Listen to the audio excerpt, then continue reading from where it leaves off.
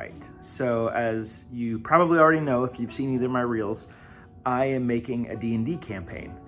I've done a little bit of DMing, only one campaign that lasted for the better part of a year, but probably only met every 3 weeks or so, something like that, and then several one-shots, but I've wanted to play more, and one of the tricky things in playing more D&D is finding people who will do it. So by DMing, I'm hoping to be able to play more. Also, I kind of figured, and I shared this in my shorts, if you've seen it, that maybe there'd be some other people who'd want to come alongside, as I'm kind of just sharing with you what a new DM is going through as he does it. So feel free to give me comments or suggestions. I'm going to share what we're doing so far, but in this video, I want to talk about the start of the campaign. So again, I've mentioned that I am doing a homebrew, doing D&D 5e rules, but doing a homebrew campaign because I just like world building.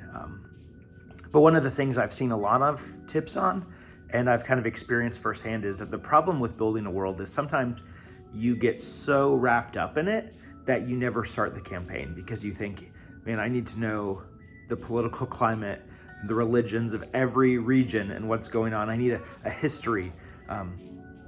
But perfection can be the enemy of actually getting things done. And this game is gonna start in a couple months because the current game I'm doing with Star Wars 5e with some people, that's ending. And so this campaign will start with some of those people afterwards. And so I needed to start somewhere. So how my campaign is beginning is all of the players, they are from this island chain. The island chain locally is called the Twilight Isles. And this island chain is kind of secluded from the rest of the world. Part of that is because of distance, and part of that is because of another effect that I'll talk about in a little bit. But it's kind of excluded, so they don't have a lot of experience with the outside world. And this helps because it gives me some time to do some world building in other places that they don't get to yet. But one of the features of the Twilight Isles is that they're not very large. There's not a large population. And so they're worried about larger nations coming in and taking over.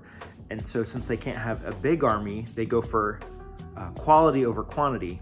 And every few years, they get volunteers to go serve as champions for the Isles. And what that entails is these volunteers, they leave the islands for a period of time to go explore, to train, to develop, so that they can come back as more proficient fighters, sorcerers, whatever, to come back and be a force to be reckoned with. So the way that the players get to help with world building at the beginning is that they get to help decide the kind of culture of their island, along with why their character is volunteering to be one of these champions. For example, one of the player characters that's already kind of decided on their backstory, they are royalty, that they are the second oldest child of a royal family on an island that has a monarchy. And her motivation for going is that the older sibling, the one who's in line for the throne, volunteered to do this a few years ago, and they haven't been heard from since. Like, most of the time after a few years, maybe somewhere between 2 and 4 years, the champion will come back in order to help care for and defend the island in case of attacks, but nobody's heard from them. They haven't returned. And so she's going to kind of go help see if she can figure out where her sibling is in order to help understand what's going on and what's at stake for the throne. So the players have some leeway. Obviously, they can't be like, I'm the chief general of this island, or like, they are still going to start at level 3. And so they can't be, they can't say like, my island is full of dragons and I've slayed them all, things that don't make sense for level 3, but they get to help build kind of what their island is about. I have just a really crude drawing of the islands I did on sketch paper, on scratch paper, notebook paper, but I'll just go ahead and throw that up don't judge me. The map I have for the world, I've actually used, at least the current one that I'm running with, I used AI to help build, because one of the skills I hope to develop as a DM through this journey is growing in my map making abilities. But you could see, like, there's, in an island chain, there's a lot of opportunity to help build various islands and various cultures that fit their character's backstory. So that kind of gives you a framework. But I actually want to give you a little bit more detail. But I actually think some of my players in this, because they're good friends of mine, might watch some of these videos. So if you're playing in my game, stop listening now, stop watching now, because I'm going to give some spoilers, because I want to tell people about what we're doing in the game. So go ahead and stop watching, go away if you're in my game. Okay, now that I trust that all of you have gone, I'll go ahead and tell you that just a few more details. So again, part of the way that I'm doing this, where they start from the secluded island chain, is that I only really need to design the first city right off the bat that they're going to be in, maybe putting it in a country, unless it's like just a kind of an independent city. But it gives me some time to do some world building, and then I can also have threads I can build into it based on their own backstory.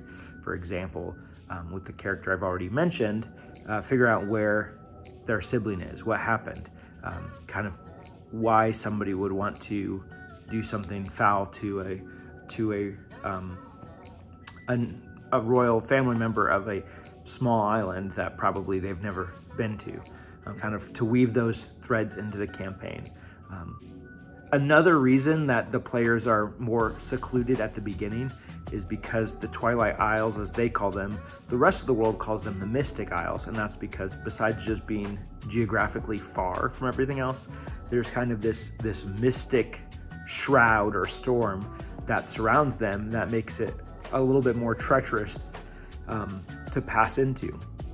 And so one of the kind of connections between that is these heroes, the first campaign, like the first session, will involve them going to something that the tentative name I have for now is called Convergence of the Brave, where they go to the main island of the Twilight Isles, which is called Veilspire, and has a large volcano in it.